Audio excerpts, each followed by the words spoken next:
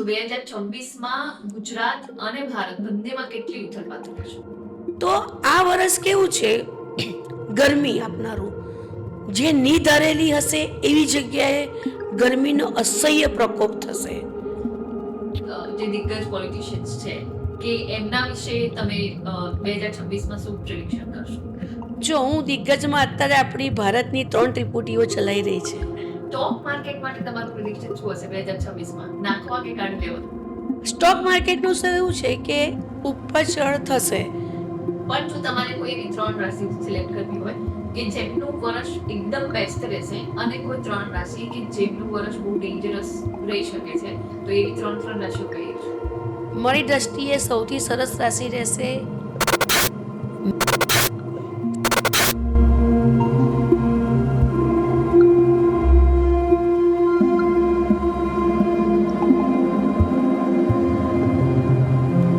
નમસ્તે. આજના આપણા ગેસ્ટ છે એ છે એસ્ટ્રો એક્સપર્ટ ફાલ્ગુનીબેન. જી હા, ફાલ્ગુનીબેન ખાલી હ્યુમન એસ્ટ્રો નહીં, એનિમલ એસ્ટ્રોલોજી, ફેસ રીડિંગ, આકાશિક રેકોર્ડ અને આવી ઘણી બધી વસ્તુઓના એક્સપર્ટ છે.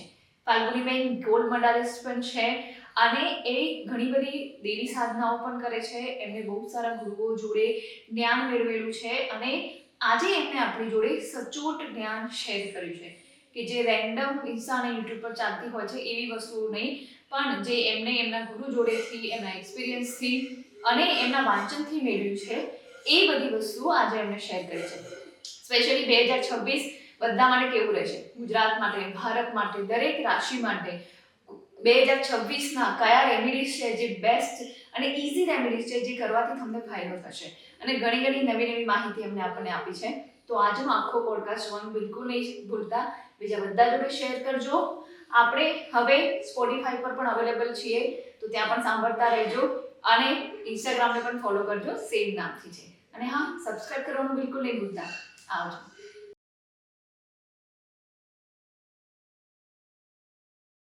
નમસ્તે ફાલ્ગુનીબેન. નમસ્તે તેજલબેન. સ્વાગત છે તમારું અમારા પોડકાસ્ટ પર. Thank you.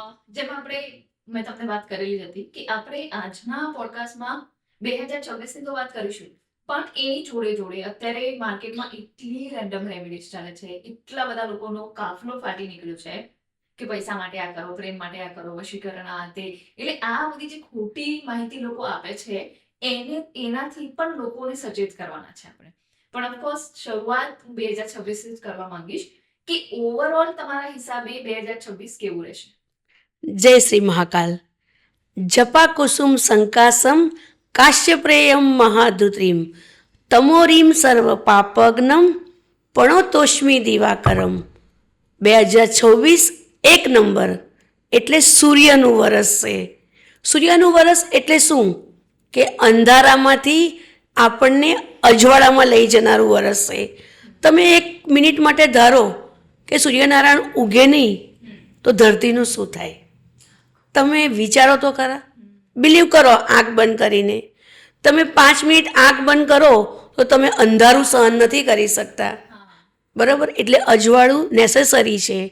સૂર્યના વરસમાં લોકોએ બહુ બધી માહિતી આપે છે, પણ આજે આપણે સચોટ માહિતી વિશે જોઈશું.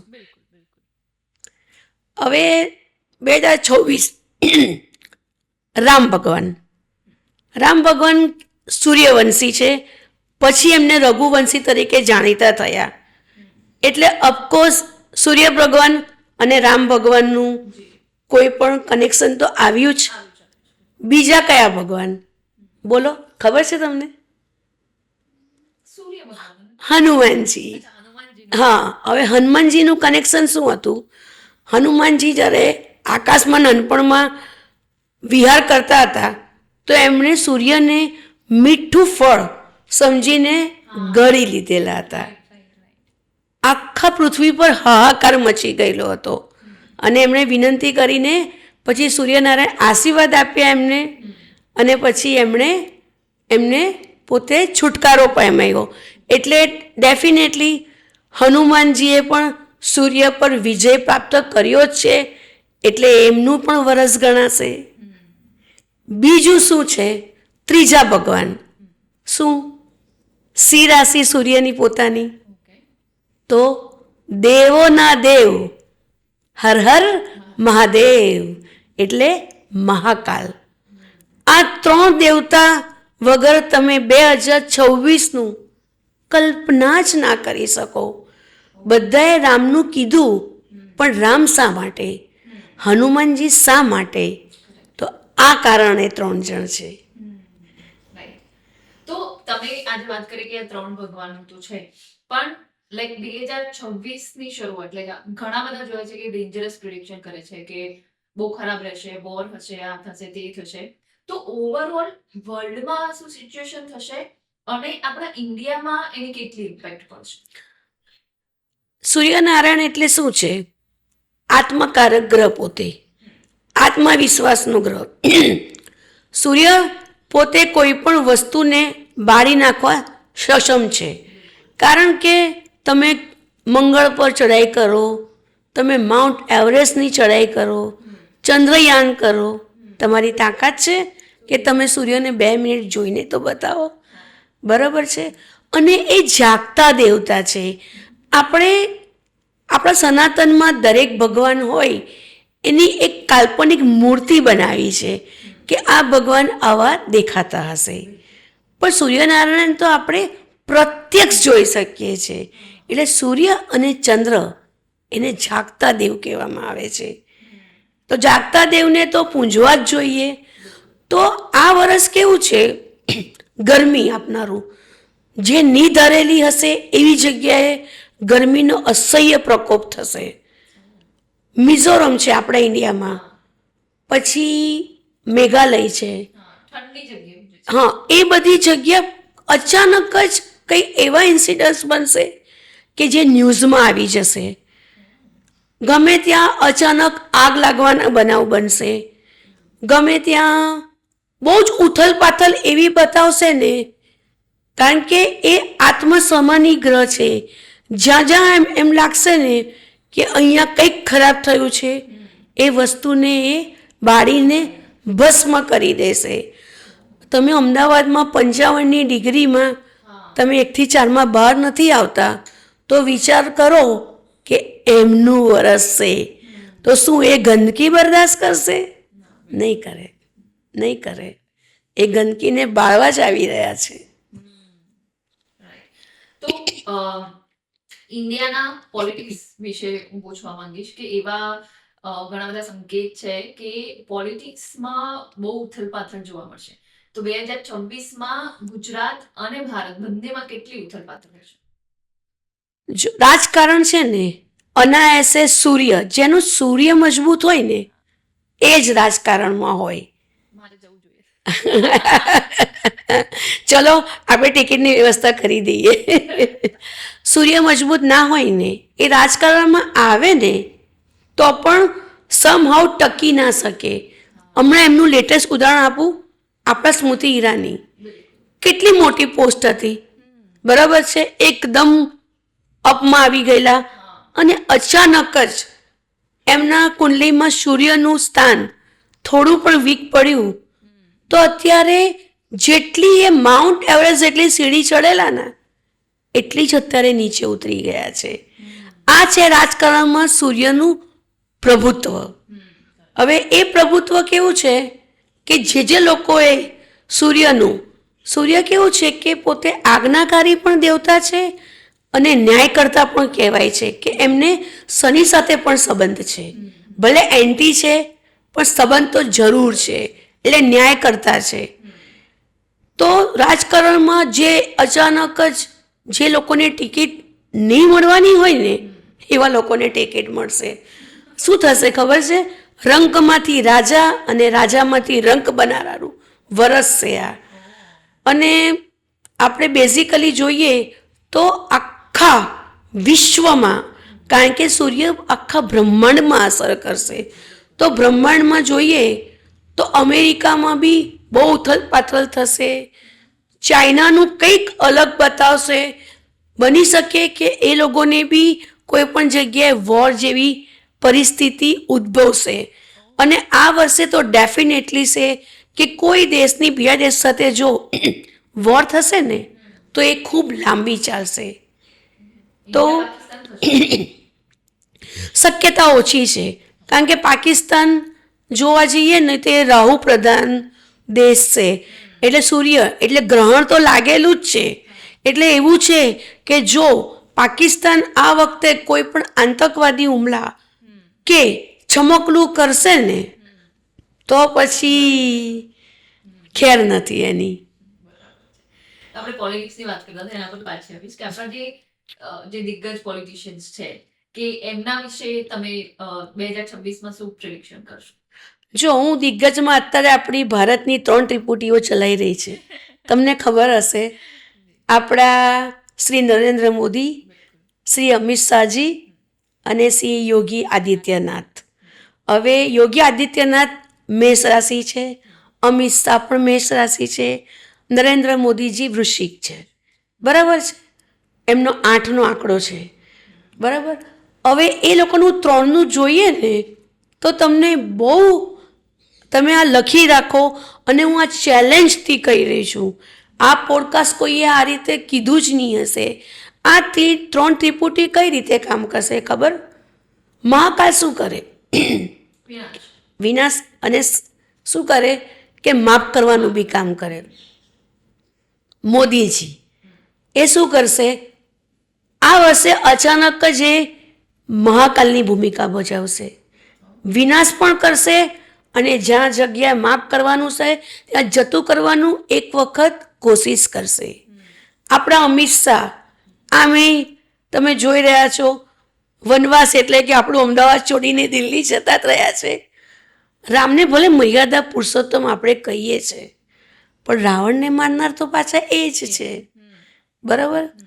એટલે એ જ્યાં સુધી બનશે ત્યાં સુધી શાંત રહેશે, પણ એમના ગુસ્સાનો સામનો પછી રાવણ બી નહીં કરી શકે. એવી જ રીતે યોગીજી હનુમાનજીની ભૂમિકા ભજવશે કે આ 2 જણાની જે પણ દિશા હશે ને એમાં કોઈ બી જગ્યાએ જ્યાં થર્ડ કેટેગરીની વાતો ચાલતી હશે, જ્યાં હિંસા, જ્યાં આતંકવાદ, જ્યાં સ્ત્રીઓ થતી થતું અપમાન, જ્યાં આપણા ભારત દેશને થતું નુકસાન, એ હનુમાનજીની જેમ એવો જગ્યાએ આગ લગાવી દેશે. એટલે આ 3 ત્રિપુટીઓ 2026માં સખત નજર રાખવા જેવી છે. ધમાલ કરશે. ઓકે, બરાબર છે. સ્ટોક માર્કેટ, પૈસો ઇમ્પોર્ટન્ટ છે ને, આપણા ગુજરાતીને તો બહુ આલો પૈસો. એટલે સ્ટોક માર્કેટ માટે તમારું પ્રિડિક્શન શું હશે 2026માં? નાખવા કે કાઢી લેવા? સ્ટોક માર્કેટનું શું એવું છે કે ઉપર ચઢ થશે. એટલે હું એવું માનું કે જો તમે લાંબી રેસના ઘોડા હોવ તો તમે ઇન્વેસ્ટ કરો. તમે એવું વિચારતા હો કે આજે મેં ટ્રેડિંગ કરતા હો તો હું એવું માનું કે જૂન મહિના સુધી, 2027 જૂન મહિના સુધી તો ટ્રેડિંગવાળાએ તો બચવું જ જોઈએ. બરાબર. કારણ કે ટ્રેડિંગ માટેનો આ ગાળો મને બરાબર તો નથી જ લાગતો. અને રહી વાત સોના ચાંદીની, સૂર્ય એ પોતે જ સોનું છે, આપણું સુવર્ણ મંદિર, ખ્યાલ છે ને? બરાબર. તમે વિચાર કરો કે જ્યારે સૂર્યને આપણે જોઈએ છે તેની આજુબાજુમાં એક સોનેરી રંગની આભા દેખાય છે, એટલે ગોલ્ડ. બરાબર. તો ગોલ્ડ આ વર્ષે કમાવા માટે અને ઇન્વેસ્ટમેન્ટ માટે ખૂબ જ સરસ છે.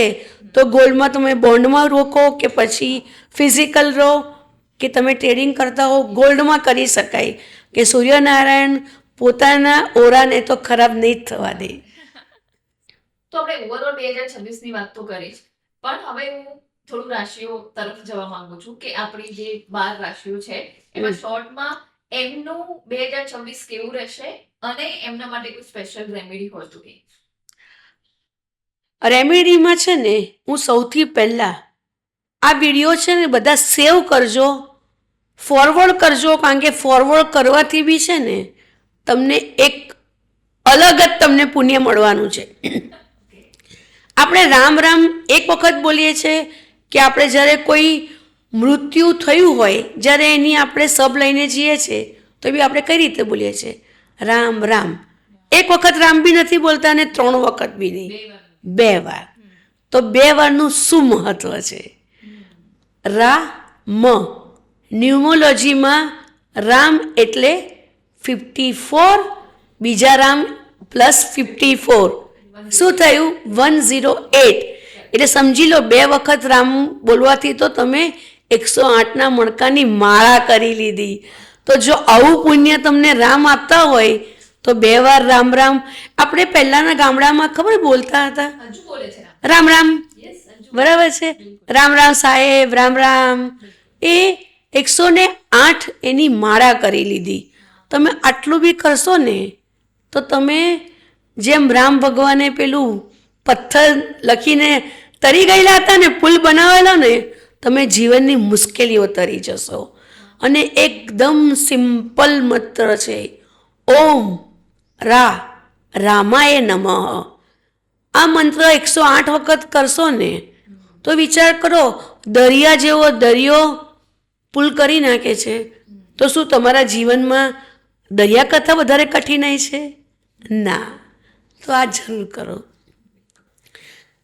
હવે આપણે રાશિ પર જવું છે. તમારે પહેલા કઈ રાશિ જાણવી છે? હું તો મારી રાશિ જ કહીશ પહેલા કે તુલા રાશિ માટે 2026 કેવું. ચલો આપણે તેજલબેનની તુલા રાશિથી ચાલુ કરીએ. તુલા એટલે શુક્રની રાશિ થઈ, બરાબર છે? એને શુક્ર પોતે જ એટલો બધો આકર્ષિત ગ્રહ છે અને એનામાં પોતાનામાં જ તેજ છે. તો આ વખતે તુલાનું કેવું છે કે જે 2025માં કોઈ કામમાં રોકાયું કે કોઈએ તમને એ કામમાં રોકવા માટે ડિસ્ટર્બ કર્યા હશે ને, એ બધા સૂર્યનારાયણ દૂર કરી નાખશે. અને અચાનક જ જેમ તમે શુક્રને પોતાને કંઈક હીરો તમે અંધારામાં પણ મૂકો ને, એ દેખાઈ આવશે. તો તુલા રાશિ આ વખતે સેન્ટ્રલ ઓફ એટ્રેક્શન બનવાની શક્યતા ઘણી છે. અને એનું ગાળો છે મારા ખ્યાલથી જુલાઈ 27થી સપ્ટેમ્બરની 28નો આ ગાળો એ લોકો માટે બહુ સરસ રહેશે 2026માં. હા, એટલે હું આ તારીખ બોલું છું, બરાબર છે? જુલાઈ 27, 2026. 2026થી સપ્ટેમ્બર 2027 એ સરસ ગાળો છે. એમને કોઈ જગ્યાએ પોતે ઇવેન્ટ કરતા હોય કે ક્યાં પોતાની આઈડેન્ટિટી સ્થાપવી હોય ને, તો પછી કરી લો મોહર આના પર. હવે આપણે જઈશું સૌથી પહેલી મંગળની મેષ રાશિ. મેષ રાશિનો 7.5નો તબક્કો શનિની દઈ આપજો, 7.5 ચાલી જ રહી છે.